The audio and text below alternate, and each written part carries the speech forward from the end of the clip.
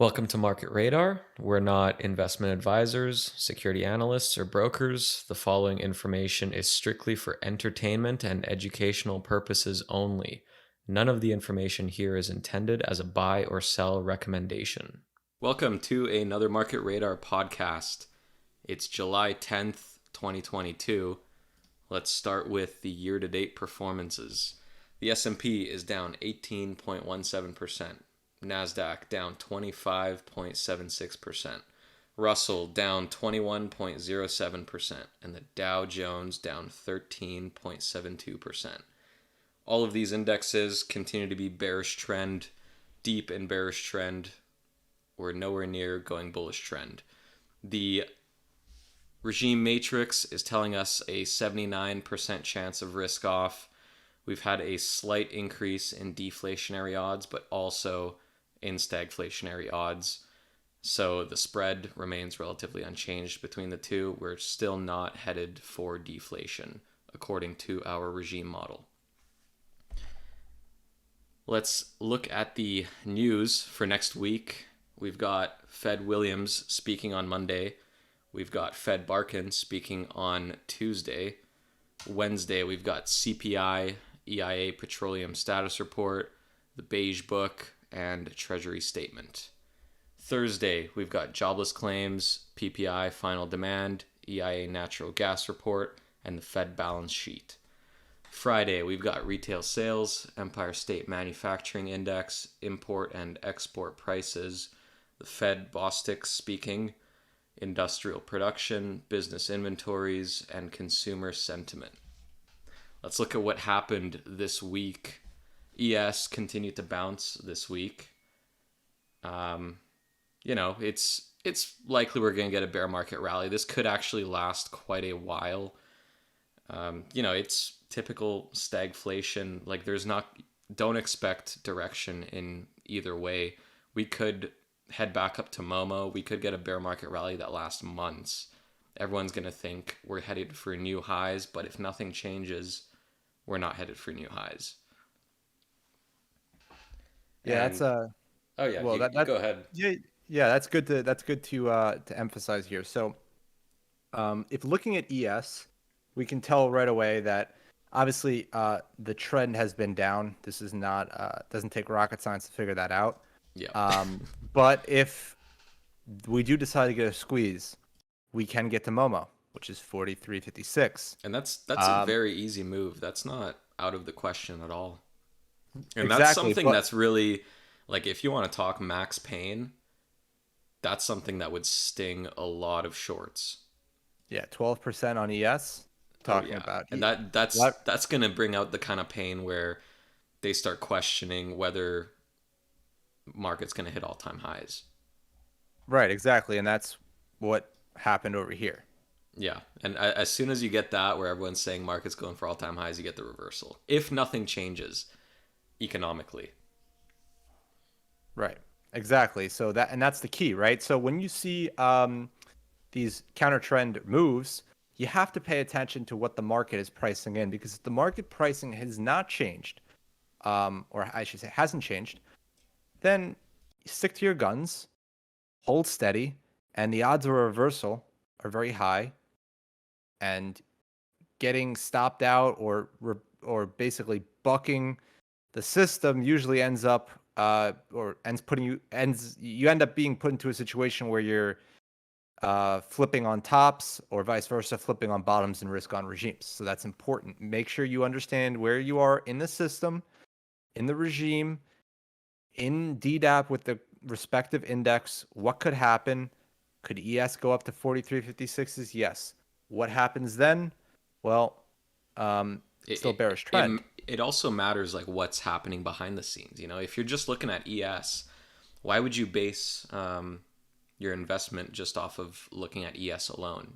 Like if ES does head up to Momo, we got to see what's crude oil doing, what are commodities doing, what are bonds doing. We got to look at the whole market. So if those underlying assets don't change and ES heads up to Momo, but we're still in the same situation, the market is still pricing in the same thing as it is today, you shouldn't be getting FOMO, because Exactly. that's what screws people over. They only look at ES. Oh, ES is up, I should get in. Right. That's what screws over retail.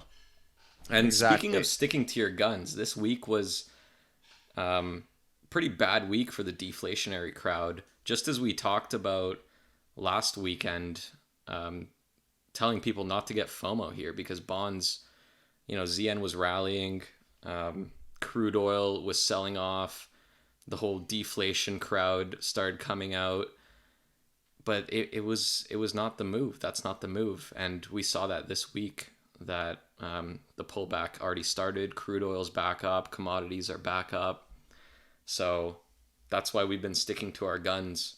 Nothing has changed. Inflation is still rampant.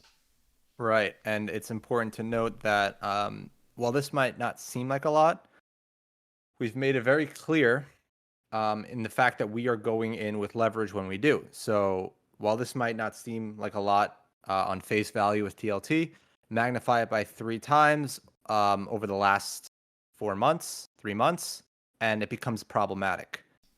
Given that many folks were, what you just saw here in the last, call it 15 days on ZN, happened roughly back in February. That's when everyone said, oh, rates are going to peak. Rates are peaking. Time to get in. David Hunter's crew was telling you to load the boat. Treasury 10 years going under 1%, the whole nine. And this thing got absolutely gonged. So this is the key of being patient. Now, could we be wrong, and could this go up here? Yeah. Yeah, ZN can totally run. could. ZN can run to 126s, 127s if it really wants to stay bearish trend. Would it suck? TMF would rally pretty hard off that. Would it suck to be out of the position here? Yeah. But in retrospect, you'd be at the same level as you were here. Yeah. So there's no you're no further ahead than those guys chasing bonds in February, except you reduced this whole drawdown. That's the whole point of DDAP. You Yeah. don't want to get caught with your pants down because you're going to get your ass whipped. That's Especially what's with going to happen. leverage. We're Exactly. here to play with leverage, so we don't mess around unless if everything is in our favor, and it will Right. be. That's something. The perfect play.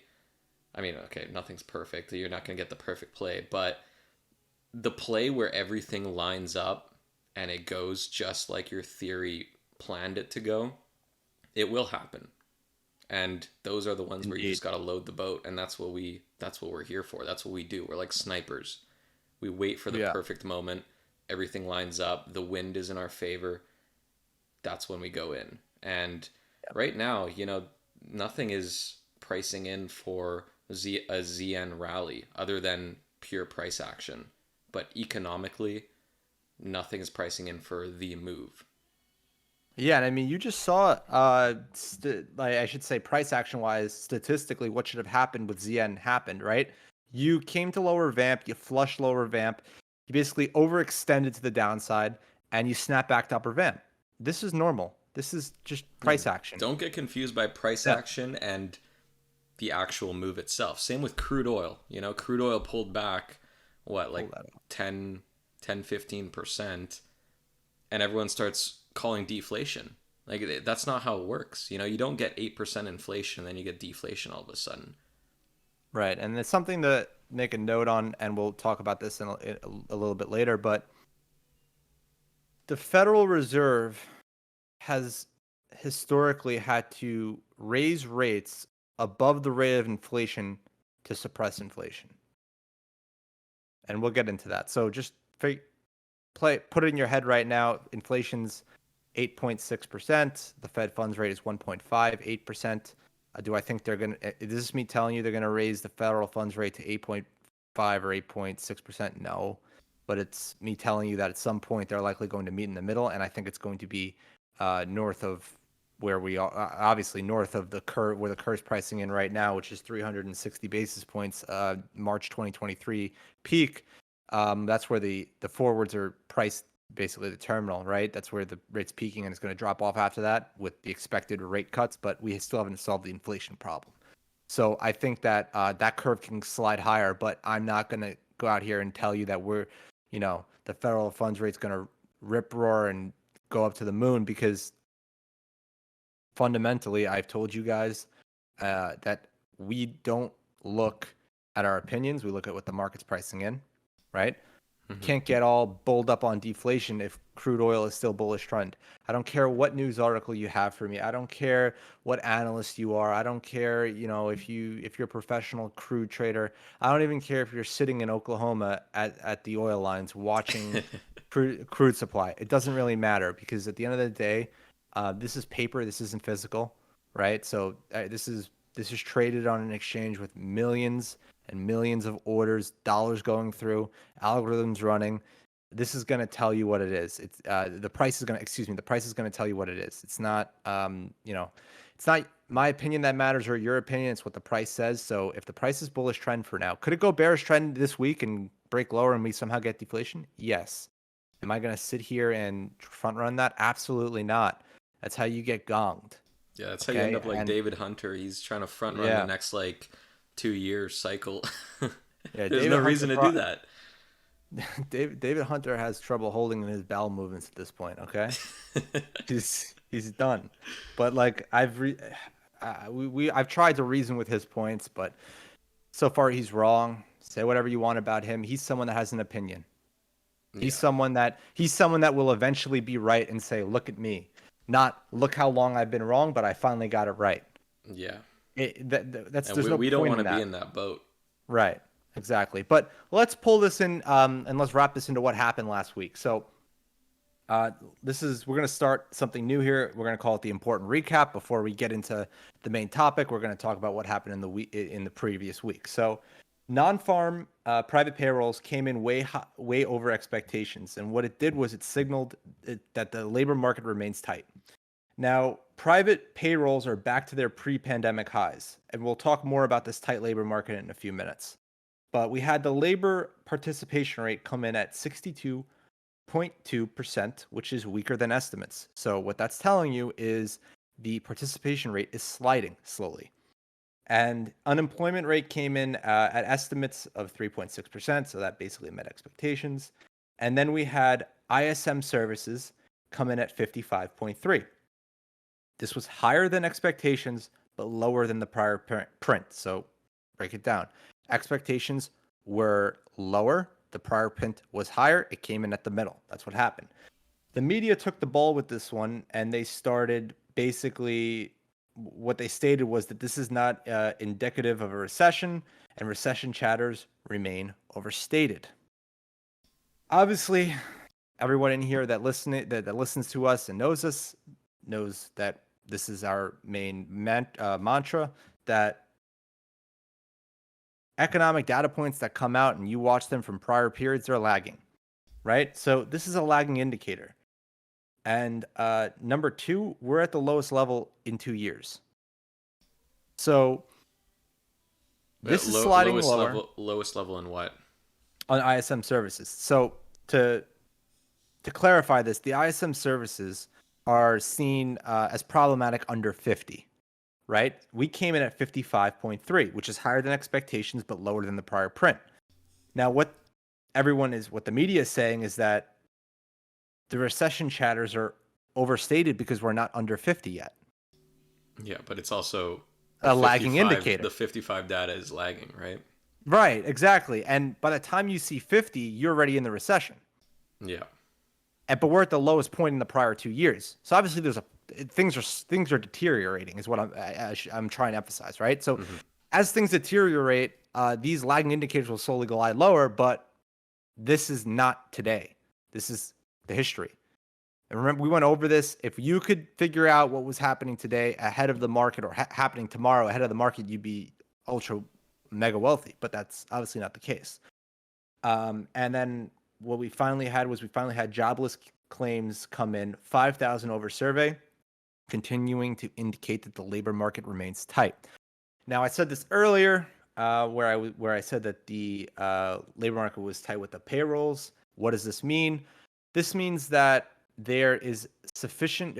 This means that there's not the rate of unemployment remains low. The employment situation remains sufficient for the economy to function, which is what the Fed looks at. Remember, the Fed has two mandates: price stability and maximum employment.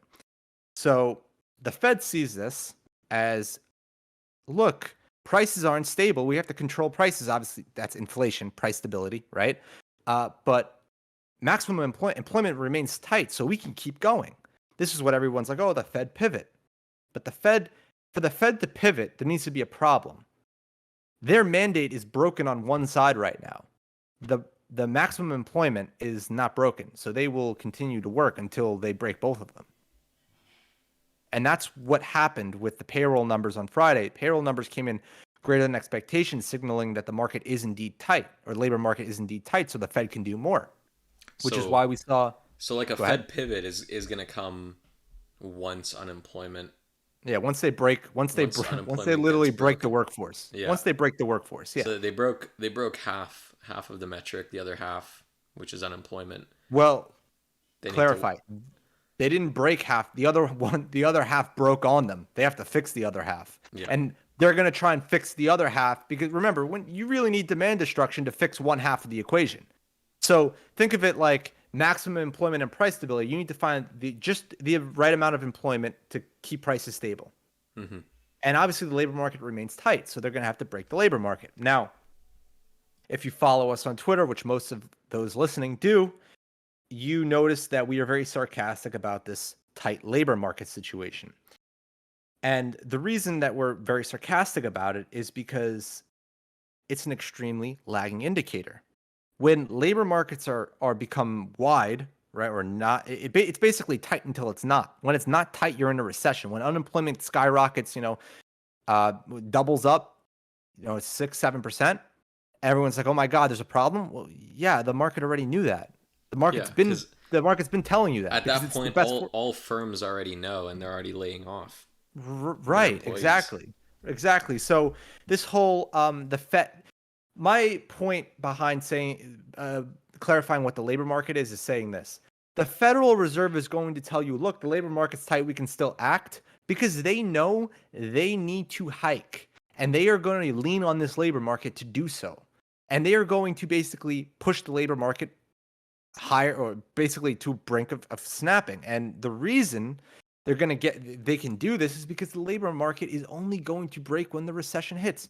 You think if we had a real recession, unemployment would stay at 3.6%? Obviously not. Obviously not. Yeah, we're essentially on the brink of a recession, right? We're kind of teetering.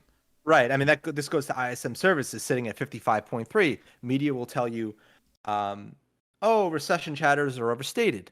Well, of course they're overstated if you're looking at an indicator that's printing 5 points over the recession line as of 30 days ago, right? Hmm. So you're looking at something that is delayed, okay? You're looking at something that is behind the ball to tell us, oh, look, and recession chatters are overstated. Well, the market's not pricing in this 50. You think the market was pricing in as of last week this 55.3 ISM service number? No. Yeah. The market already knew that. The market had an idea of where that was going to go. Yeah. Well, And so what are bonds pricing in right now? Have they even priced in a recession? The yield curve hasn't even inverted, technically. not technically, but this goes. We'll talk about that briefly too, because I think that's something good to talk about. So let's talk about the yield curve. The yield curve in the middle of it, between the tens and twos are negative. We'll take TDEP off the tens and twos. The tens and fives are negative. The tens and sevens are negative, and the fives and 30, or I should say, I'm sorry, the sevens and tens are negative, the fives and tens are negative, the twos and tens are negative, and the fives and 30s look like they want to go back towards negative ground, not being able to reclaim that 30 basis point mark. This is most of the yield curve. A full yield curve inversion would be the 3-month exceeding the 2-year, which exceeds the 5-year, the so on and so forth, all Which the way we out to the could 30. see as the Fed hikes over the Right, and next two cycles, right? we saw the 3-month actually leg higher here, and the only reason we're seeing such a delay in the 3-month is because the Federal Reserve controls the 3-month way more than it can control the 10-year, for example. So when you say the 3-month 10-year ratio, which by the way has fallen off a cliff in the last 2 months, Hmm. where everyone's like, oh, it's not a recession until it goes under zero. Well, there's something to be said about this because the Federal Reserve controls the front end of the curve, right? The next 3 months, the rates are really controlled by the Fed. Even not to the next 2 years, actually, if you believe it or not. But it's really the next 3 months are highly controlled by the Fed because the next 3 months is probably 2 to 3 meetings, which already. We have high chances the Fed's going to be hiking in all those meetings. So the 3 month will glide higher as the 3 months progress because in the next 3 month window, as you encompass every highly probable hiking meet or every as you encompass every meeting by the Federal Reserve that it's highly probable they're going to hike, the rate will shift higher because the federal funds rate is going higher, so the treasuries will go higher as well. Yep. And what ends up happening is we're so far behind the curve that we're only hiking in these, it was 25, 50, now it's 75 basis point increments, right? That we're now faced with a situation where we're so far behind the curve, even because we're not hiking fast enough to get expectations to where they are even 2 years out. 2 years out, we're at 312 basis points. 3 months out, we're only at 196, which Hmm. is showing you that the Fed's got some more hiking to do in the next 6 to 8 months. So we could see a yield curve inversion. It's It's realistically, pretty probable. and this is my opinion, so obviously, I'll let the market price this one out, but if you had to ask me, I think we're going to see a 3 month, 10-year inversion after the recession is started. It's not going to front run the recession. It's just the Fed's too far behind the curve for it to front run the recession. They Hmm. have to hike too much too quickly to invert that spread. That it's not going to happen. It's going to happen as the Fed's hiking. Maybe we get to March 2023. We're at the expected 360 basis points, maybe higher. And just so everyone is clear that's listening to this, in CPI numbers next week. I think we spoke about that here. You mentioned it, right? CPI number is on Wednesday. The consensus for this is a new 40-year high at 8.8%. 40 years. Wow. That's where Bloomberg has it at. 8.8%. Last reading was 8.6. That shocked everyone. So I don't know. Listen, might come under expectations. Oil is going to weigh on this. Oil's, I don't, we'll see. Again, I'm not going to tell you what is or isn't going to happen, but the federal funds rate is bouncing as of last week's jobs report because I'm talking about the effective curve out in the end in March, right, where it's the terminal rate that is rising because it's starting to look like the Fed is going to have to do a little more. And as we progress here, and if this is an if the CPI comes in higher than expected, if inflation remains sticky, that terminal rate of 360 basis points, which you can find on our website under market analytics at the bottom, the Fed forecasting tool, that will slide up as the Federal Reserve is anticipated of doing more and more and more. So I don't know if 360 is going to be the peak, but I can tell you that's what the market's pricing in today. That's what we have to take with when we look at everything else. Why is oil moving the way it is? Why is everything moving the way it is? And I can be more certain once we get a deflation trigger. Once we get a deflation trigger, the market's pricing in the peak. The market has not priced in peak Yeah. inflation just yet, as of Everything right today. now is just hearsay. Everything Right. that we're saying about, recession and deflation, that's all hearsay until our system prices it out. Exactly. So the market's pricing in the peak of the federal funds rate in March of 2023. When our system picks it up, our system is going to pick it up of what is today, right? So March 2023 is still a ways out. Doesn't really play an effect on us right now. I mean, if that changes, the market will change real time, right?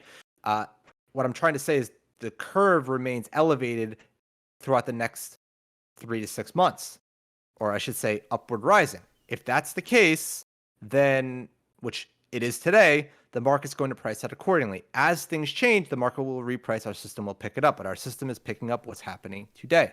So what I can tell you as of what our system in the market is telling us today, the Federal Reserve is looking at a peak rate of 3.6 or 360 basis points. Hmm. Well, so let's talk about oil and crack spreads, how they come into play with this inflation here. Right. So let's go over that.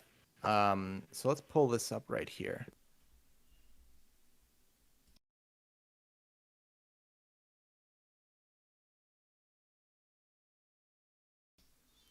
So you've got here crude oil overlaid with crack spreads. Oh, I think you're muted. I'm sorry, I clicked the button by accident. So what we have right here is we have crude spreads overlaid on crack spreads. So crack is the blue line, crudes are the brown line. So what crudes are telling you is that the cracks are telling you cracks remain elevated, right? Let's look at where cracks are in the term of or in the overall view since 2013. Cracks remain just above their 2013 highs. Crude's 2013 highs were, $100 a barrel, so we're still remain elevated. We are not seeing a break in crack spreads yet. Have they come down? Yes, with crude, yes, but are they really declining aggressively? No, not yet. So this is a clear sign that we need to be patient because crack spreads can very well bounce. The supply remains tight. Saudi Arabia is at their peak, and this goes back to the news articles. This is for you guys. I'm just telling you that the market is not pricing in weak supply. If you look at something like if you look at the deep, let's pull up another commodity. Let's say let's look at corn, and we'll take off crude. So corn, big gonging back to 2021 levels. Yeah. Bigly. So this is why everyone started calling deflation, right? Because Right. you're seeing all these commodities Right. pull back like this. Exactly. So what we need to make note here is that corn is down. You look at the DBC. DBC is down, right? DBC slid roughly. No, put on candlesticks. DBC slid just about from peak to trough. Oops, sorry. Let's just get this in here.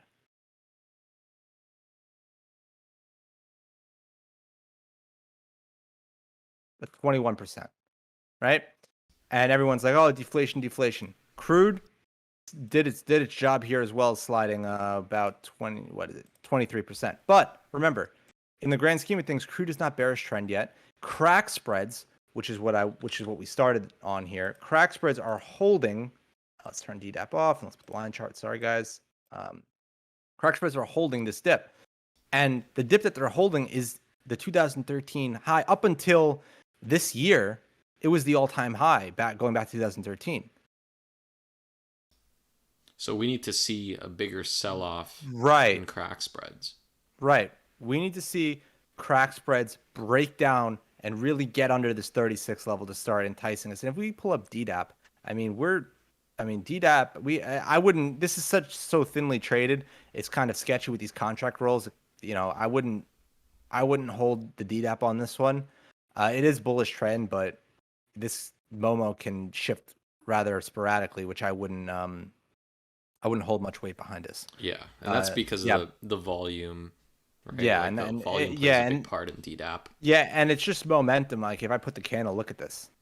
Yeah, like it's just too thin. Long story short, yeah, I would just look at the line chart if you're looking at crack spreads and just focus on where it is in relation to history. But with DDAP, it's still bullish trend. Say for whatever you want. I'm saying under 36 is really what I'm trying to say. Is that's not a mathematically defined level. I'm just saying we need to lose the prior high and really start selling off under it to signal that maybe the supply situation has shifted. Until it has shifted, the bid remains in energy. Until there isn't, it's kind of like bonds, right? The pressure on bonds to go lower remains there until it isn't. So until this breaks trend, crack spreads break lower with it, then we are shifting and we are moving towards another regime. So unless that happens. I just want to say that's actually a good potential play for anyone that's risk averse, right? Longing energy right now, or just crude oil right now at Momo, using a break of Momo or like turning bearish trend as a stop loss wouldn't be a bad idea. We don't do it because we're fighting the Fed. It's not a full conviction trade, which is what we aim for. And right. You're essentially fighting the Fed, right? As the Fed calms inflation down and does their job, raise rates, crude oil is going to pull back. But Exactly. as inflation stays rampant, which as we can see looking at crack spreads, looking how everything is still playing out and what bonds are pricing in, inflation isn't over yet. So it would be a pretty good play if anyone's into that kind of stuff. Yeah, I think that's a real good way to put it because at the end of the day, our positioning is basically set up so that we take advantage of the regime that's ahead of us, right? And until that regime shifts, we have to stick to our guns because we are looking at a system that is a composition of the entire market. It's not our opinions. I can tell you whatever I want about the oil supply being tight, the basically the refining capacity being maximized. Doesn't really matter at the end of the day. I mean, over the weekend, we had an Oklahoma plant catch fire. Okay, that's going to that's going to take it was natural gas, which is Yeah. why you're seeing natural gas rip up 5% because we had a natural gas plant go up in flames because they're trying to basically produce too much too fast. They're running too hot because they're trying to make up for this supply issue. But so by trying to maximize supply, you minimize it, right? Ironically, but long story short, that doesn't matter. The price will tell you exactly what you need to see. Now, we use the headlines as a understanding of why the price is up. Okay, what's going on? Give you an idea. Okay, oil market remains tight. Well, the ultimate indicator of the oil market, the supply remaining tight, is going to be the price of oil itself. Now, oil is down off of 124, 124 to 103, but we're still way, way, way up there. We'll pull up crack spreads again. If we look at crack spreads, right? Gasoline crack spreads, we're at 41. Just remember, this goes back to price. 41 going back, it's higher than the 2013 peak. So all this time since 2013 prior to this year, we've been under, 32, really, 31, 32. We're now at 41, so we're still excessively high. Mm-hmm. Yeah. Right? So until these spreads break, until these spreads break down, it's going to be a problem for oil because the demand is obviously still there with the crack spreads this elevated. Until that shift happens, the bid in energy can continue. Now, am I telling you to go long energy? No. And we had a good question this week from a subscriber, I'm sorry, a member that said, XLE's bearish trend. What's going on here? Well, this is interesting. Why is XLE bearish trend? Do you know? No, I don't know. Okay. What's going Right. on? So what's going on with XLE? So now I just told you crude remains bullish trend. This is not uncommon for a stagflationary regime. Why? What's going on? Long story short, energy itself, the price of crude can holds a bid, obviously. But these energy companies have balance sheets. They have employees. They have profit margins they have to maintain. Now, if labor market becomes looser, financial conditions worse, they have to fire people, their profit margins get crimped, right? Obviously, the price of oil is a big player in this, and crack spread specifically, but they have a balance sheet, long story short. Crude, gas, commodities, they don't have a balance sheet. Multiple expansions, contractions, they don't suffer from that.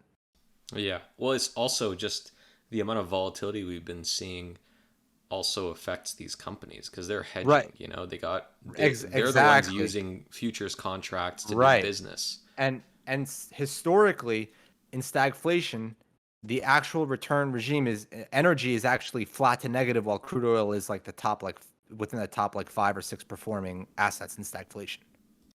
So this is actually normal what you're seeing here in stagflation, where XLE fades.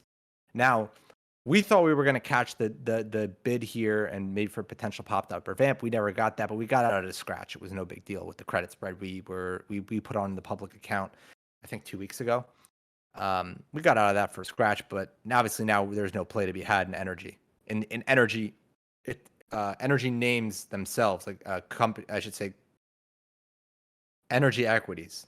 Nothing to be had. But crude oil Trend itself, there is crude oil itself, an still, yes. opportunity there. there's an opportunity. You just have to understand what you're getting yourself into. What you said earlier. You're walking into a room where the rug can get pulled. So just size The accordingly. rug pull being the Federal Reserve Yes. stopping inflation. Yes. And do we think that obviously we don't think inflation is done? The Federal Reserve has to do. When I say inflation is not done as of today, inflation might be done as of March 2023 when the effective federal funds rate, the forward curve, I should say, is pricing in 360 basis points. Maybe at 360 basis points, they kill inflation. Maybe. I don't know. That's what the market's pricing in right now. But that means the Federal Reserve has to get rates up to 360 basis points. So as of to curb inflation. Until that happens, but inflation is still going to remain sticky and high, maybe even go higher. So the rug doesn't get pulled, in my opinion, just yet. But again, my opinion, this could happen this week. We'll see what happens. If you're long energy, just remain cautious. You are going against Jerome Powell. And it has worked this year. It has worked since the Fed came out and started hiking rates here. It's been working. Could it be because the Ukraine situation, the Russia situation? Maybe. Can it continue to work? Sure. Stagflation leads to outperforming crude. Now, does that mean that we also can get chopped? Yes. So just remember, position accordingly. This is a risk-off regime. We prefer not to take these plays in risk-off regimes. Our position is risk-off regimes generally blow out into deflation, which is crude's worst performing regime. It's crude's worst performing regime. And you don't want to own something where you got the worst performing regime coming right up on the corner, especially in size. So if you're going to do it, be strategic, be precise, pick lower vamps, pick Momo lower vamp like here, and put stop losses in and try and ride a bounce. Could you get upper vamp? Yes. Could this rip go to 140 a barrel? Sure. If inflation continues to rip, this will go too. But be patient, understand what's coming, and understand that you are in one of the worst assets to have in deflation, because this is literally what you saw happen here is going to go the other way. Yeah. That's some good advice on how to play it. Right. But let's move on to the dollar and Yes. the euro. So euro is actually almost at par now. Yeah, we'll talk about that in a second, but let's just run over the dollar real quick. So we have the dollar right now in early Sunday night trading, Sunday night early trading up at 107 spot 20 now, or spot 195. Now this is continuing to rip higher.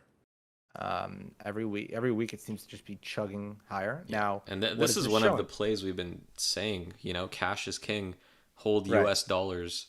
This has been the play for months now, and it's looking like it's going to continue to be the play. Exactly. So what is this showing you? This is showing you, number one, the biggest thing, that liquidity remains tight. I overlaid the ANFCI, which is the Adjusted National Financial Conditions Index by the Federal Reserve Bank of Chicago, which adjusts for growth and inflation.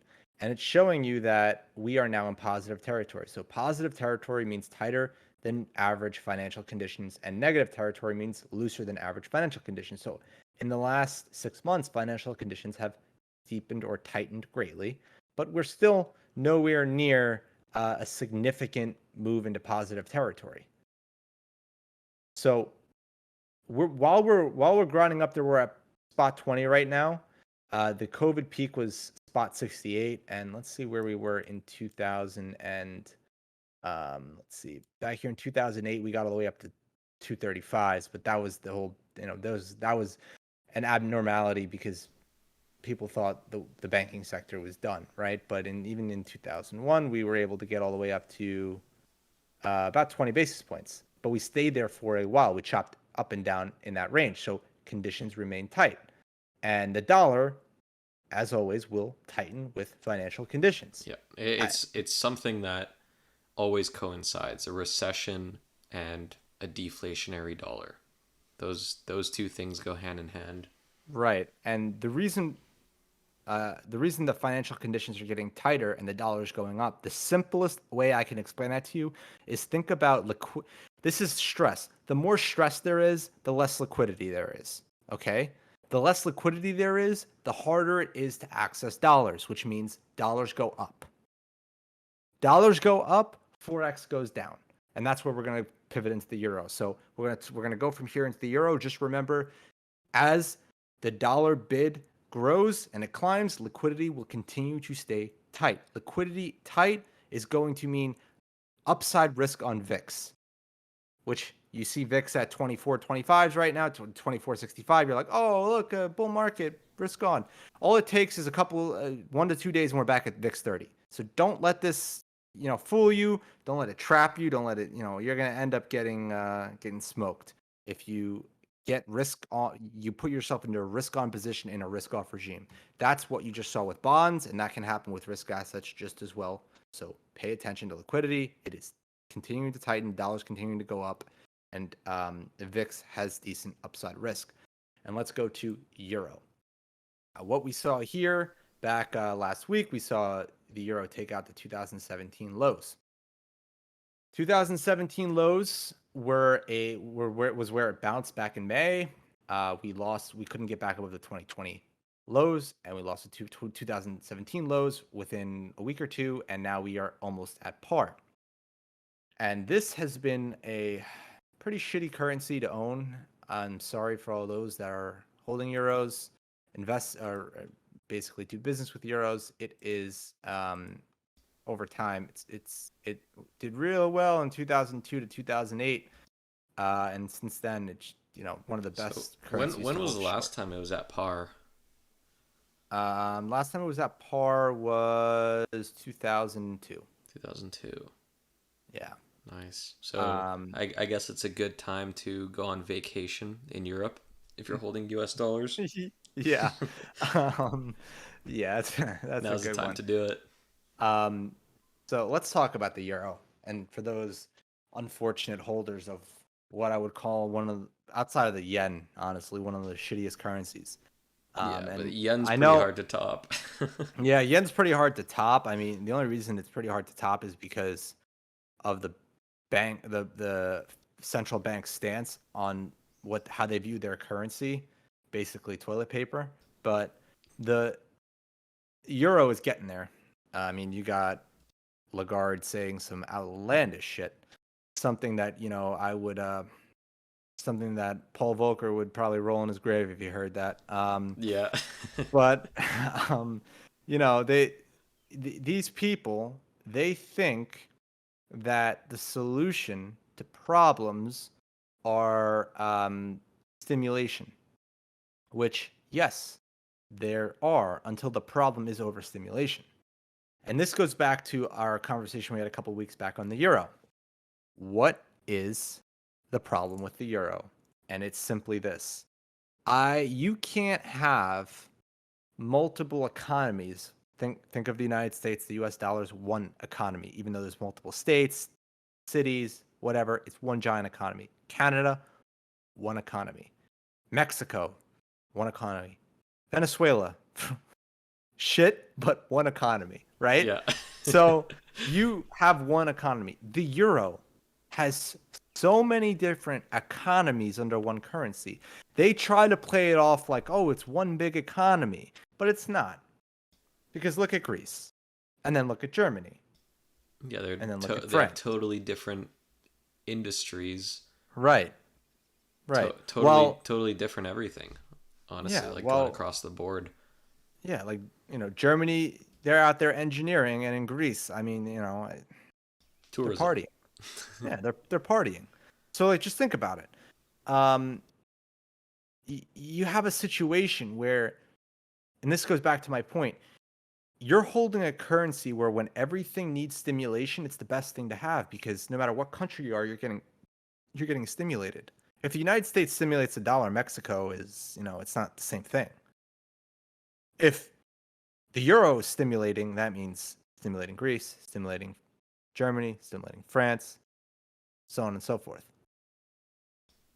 Right? So you kind of have like two opposite forces. You have the euro overstimulating, and then you have the US dollar tightening.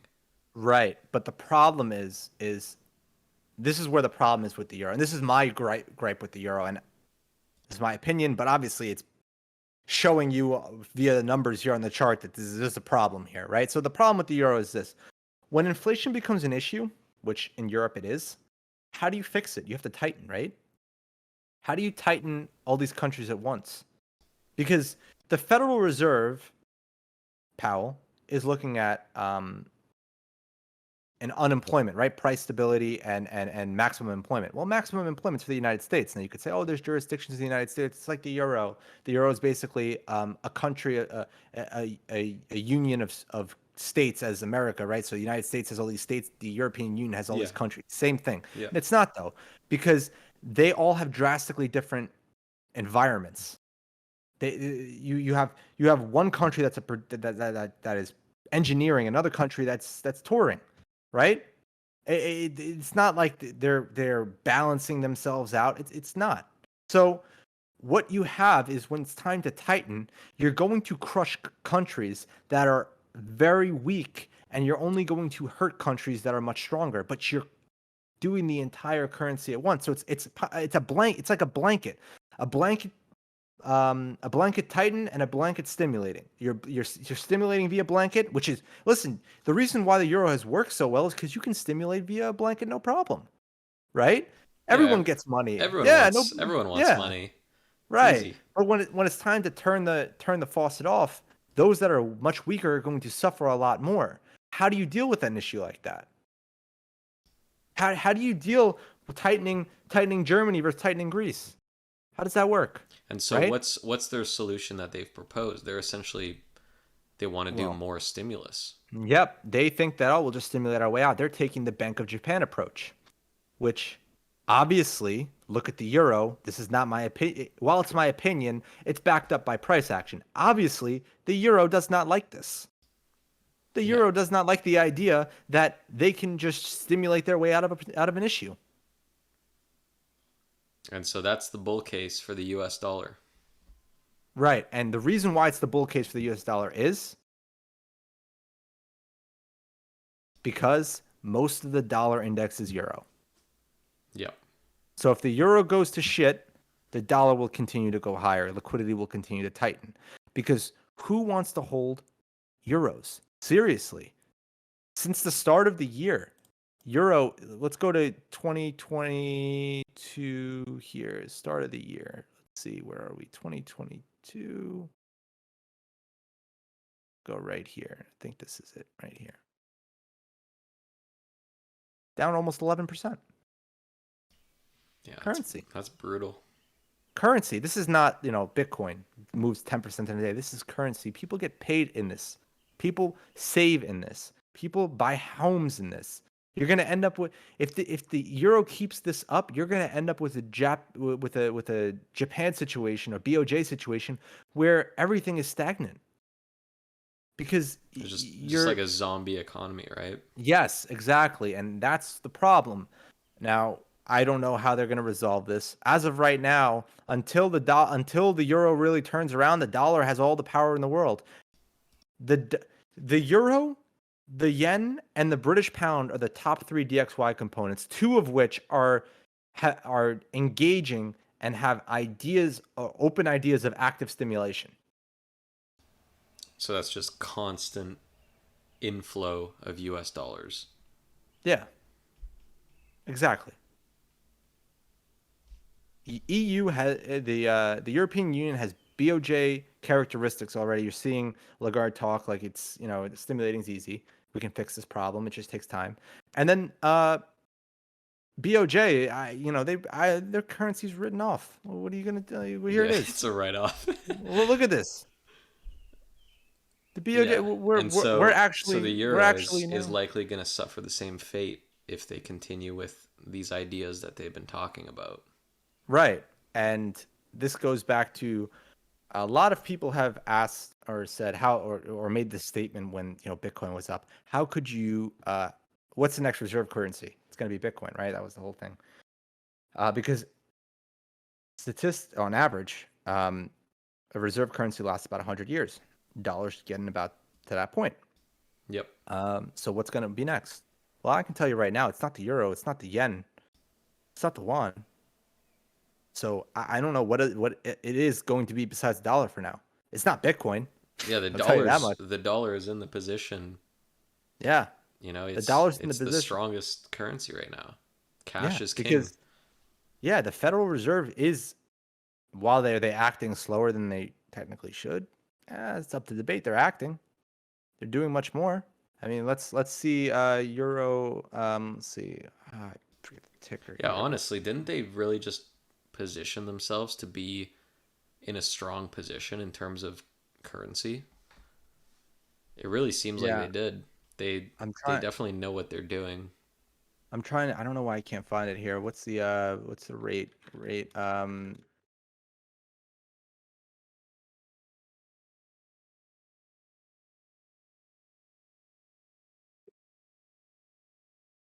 Yeah. Okay. What are you looking for? I'm looking for the euro interest, the EU interest rate, but it's different than Bloomberg. I don't, I don't know. It's not euro. Oh, here it is. Okay, sorry. Took me a second to get this. It was Oh, zero. still at zero. Oh, this is as of this is as of June 9th. Wow. It's still at zero. Let's Zero since see. 2016. Yeah. Um, I want to pull up a more accurate quote here. Let's see. Let's see if we can pull this up. So if you're complaining about the Fed, anyone that's complaining about the Fed not doing enough for inflation, at least they're not in the euro. Yeah. That's brutal. That is terrible. Let's see here. Yeah, so this is what I wanted to show you guys. Sorry for the delay. So trading economics, good place to get some quick data. That let's look. The ECB said during its June meeting that it would end net asset purchases under APP as of July 1st, 2022, and it will raise key ECB interest rates by 25 basis points in July. 25. During That's it. during an emergency meeting some days later, the central bank announced the preparation of a new anti-fragmentation tool to help in tighten widening spreads amongst countries such as Italy and Spain, where bond yields soared since the central bank took a more hawkish stance. Remember, this is exactly what I just told you. Spain and Italy are blowing out because they realize you can't tighten Spain and Italy. You might be able to tighten Germany, but you can't tighten Spain and Italy. Mm-hmm. That's the problem. You know, like the ECB interest rate decision as of 9, the forecast is up to 75 basis points in September. By September, let's see. By September, we're forecasted to be the Federal Reserve is forecasted to be, let's see, I think it's 250 basis points, but we got a little glitch here. Must have a little glitch going on. Loaded too quick. Loaded too quick, or the futures are giving a misprint right now. Let's see. Yeah, the futures are giving a misprint. So, all right, let me see. From what I remember, it's roughly 250. I can't tell you at the moment. Doesn't matter.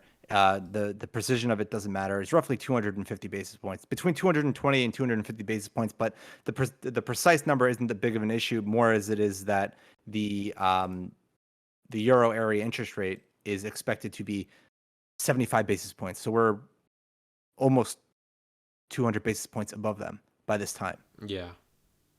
And they're already the talking. Fed is doing good. Right. Well, compared to Comparatively. which is why you're seeing the dollar catch the bid, right? Mm-hmm. But like, look at the central bank announced the preparation of a new anti-fragmentation tool to help tighten widening spreads. They're lining themselves up for more stimulus. That's them giving themselves a reason for Yes. more stimulus. Yes.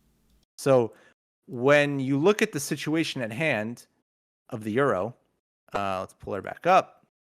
This is not good for them. This is really good for the dollar holders, meaning the dollar index can continue to rip higher, putting pressure on earnings overseas, all these things. Mm-hmm. You know, if you're selling goods in Europe right now, and you need to actually up your hedging because you're transfer of goods in per quarter, you're probably, it's 10% now, divided by 2, right? We're into the second quarter. Excuse me, we're into the third quarter now. We finished the second quarter. So we are now, that's like 5% a quarter, almost 6% a quarter Mm-hmm. that you have to hedge to the eroding dollar value. Yeah. So like this goes back to, you want to hold US dollars Yeah. because this can So get, let's do a recap. So U.S. dollars, that's the play right now. As we've been saying for months, and then what else? What else can people do? People that are bored. We don't want to say like, oh, do this, do that, because we're not really playing anything right now. We're very unleveraged, holding a lot of cash right, right now. right. So So there's long volatility. That's a play. yeah, that's a play. That's something that we've actually been holding. It's the VIXM, right? So this is the midterm. So VIXY or UVXY is the short term, which is basically front month leverage. So they erode. There's a lot of time decay there, which is why this thing is going down forever and reverse splitting Mm-hmm. to maintain a price. Where VIXM is the midterm futures. It goes down, but once that midterm, or I should say the curve itself grinds higher, this goes up. We're in this around like 30-ish, I think, or 29 to 30-ish. So we're holding this long for a while now. And we're going to continue to hold this because, as I said earlier, liquidity tightens, upside risk remains in VIX and volatility. So this can easily print higher. VIX, while it's printing under Momo, can easily put in, new highs. Why? Because as liquidity tightens and markets become more thin, they become more volatile. Meaning, when we get the deflation pivot, the deflationary regime is VIX's favorite regime, one of VIX's favorite regimes of Oh the two yeah. risk-off regimes. So if we're not even in deflation yet, which we believe it will come at some point, that's the next most likely regime to take place, the highest probable regime to take place. VIX can easily go higher. So we're going to hold our positions unless the system tells us otherwise, Mm-hmm. And then right? so the next play would be crude oil. That's if you have an appetite for risk, crude oil is your best bet right now. Yeah, I That's know. that's a it's kind of It's a scary. conviction play. It's kind of a Yeah. conviction play in a way because you're right at Momo. This is the best risk to reward you can get. Once it goes bearish, you're out. That's your stop loss. All right. Right, right, And right. so this is a great entry right now, especially because we're expecting further inflation and the Fed not doing enough. Right. And the way that I would play that is, if I had to play it myself, this is not financial advice, right? We can't give that. But if I were to play that myself, I'd probably use USL, probably the cleanest way to play that. I mean, you could use USO too. USL, USO, those are, USL holds more diversified futures contracts throughout the curve, where USO had a restructuring in COVID, so they're practically at some. I don't know if they've updated it since, but right after COVID, they were practically the same thing. They had to. Long story short, for those listening, have a little story time. Back when back when COVID happened, USO went down, and they had to do a reverse. They had to do a They reverse essentially split. broke the ETF. Yeah, they broke the ETF because crude went negative, and what they did was they had to reverse. They had to reverse the or I should say, they had to do a reverse split, and they had to update the prospectus to diversify risk further out in the curve. Because what they were doing, what USO was the next, I believe it was 1, 2, and 3, I believe, futures contracts at the time. I'm going to be more broad, so it's it was holding short-term futures contracts rather than USL, which is split out across the curve. Which, as you see with USL didn't have that problem. USL didn't have no reverse split because USL had those at the time. While futures were going negative, there was still bids out there for 15, 16, and I think all the way out a couple of years was $20. So USL had some diversification going out that far. USO didn't. Mm-hmm. USO had everything that was 10 and under, 10, Yeah. 12 and under, and going negative. It blew up, basically. The fund blew up. So what you have now with I use USL personally because It's just something that I didn't see go to shit. So it's like, okay, like Yeah. USO. Yeah. It's just like a If personal it didn't preference. go You to can use it. shit during COVID, it's probably safe. Yeah. Yeah. That's another thing. If you see ETFs that didn't go to shit during COVID and nothing's really changed with them, odds are if nothing with the investment strategy has changed behind the ETF, they haven't renewed their prospectus or basically modified anything. You are likely going to be okay. Even just look at TQQQ. We don't hold long leverage ETFs for the reason of huge drawdowns, which you're seeing now here, from 91.68 down to 27.89. But even in COVID, this thing, no reverse splits, held on fine, And so right? if So if it survived that, you're pretty much good to go, because that COVID drop was the worst it was ever. the worst Yeah. thing that happened in history, right? Yeah, Essentially. yeah. It was the one of the it was one of the fastest declines. I don't know. Yeah. Back I think in like the Black Black Monday or something like that. Yeah, Back in the but day. back before they had circuit breakers. Yeah. Well, fucking who? Yeah, back then in the day, yeah, when the only place you can get a quote was on the other end of a telephone. Yeah, Yeah. yeah. So now, I mean, this the speed of this descent was dramatic, and for a leveraged fund not to blow up, I mean, that's why we focus on TQQQ SPXL in risk on regimes, because we have the regime, the wind in our sails. Right now, it's not in our sails. Obviously, look at this thing getting gonged, so we're not long it, but you get the point. Um, the reason why we're okay with trading these is they've proven that they can handle liquidity crunches. You know, they didn't have to reverse split their way out of an issue. Hmm. And could these go bankrupt tomorrow? Yes. That's the risk you take. That's the risk I take. I'm not telling you should own these. I'm not, again, not a financial advisor. No financial advice. I can only do, I can only tell you what I do, and I don't recommend you follow it. It's for educational purposes only. But I would take this with conviction in a risk-on regime, knowing that in a risk-off regime, worst case scenario, this thing didn't go belly up. That's how I look at it, and Hmm. it's leverage. Yeah. So I think that's a good place to tie off this Yeah, let's send podcast. it off here. That was good. Okay.